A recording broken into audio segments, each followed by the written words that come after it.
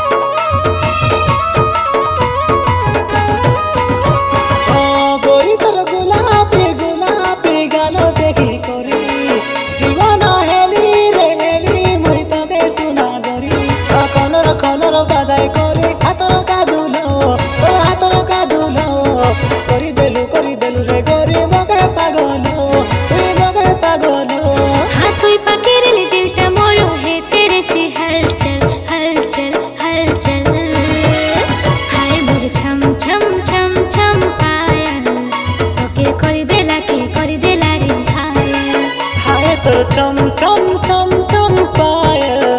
मोके कर देला रे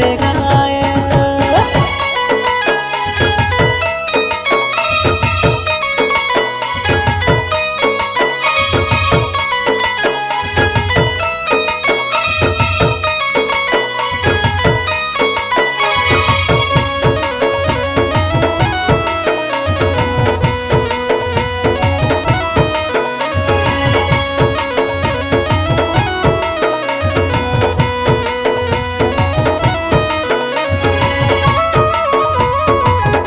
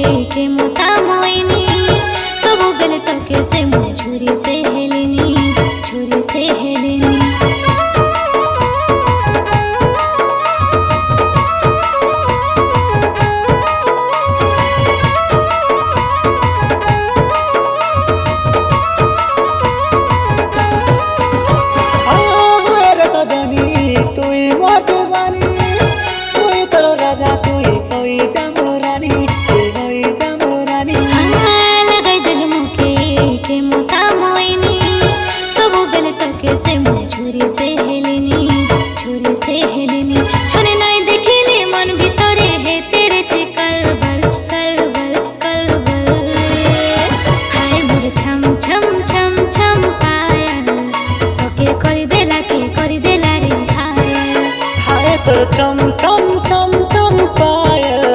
मोके कर देला रे घायल।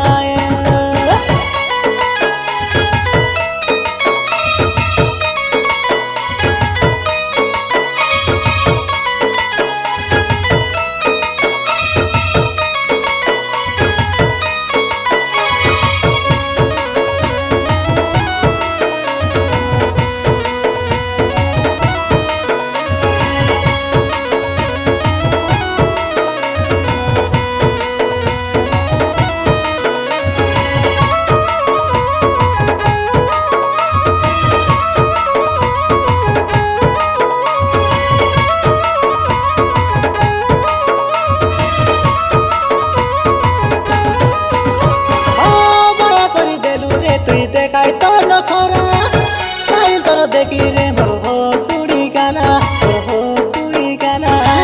बाया हे गंडू रे देखी मोर नखरा स्टाइल मोर देखी रे तोर हस उड़ी गला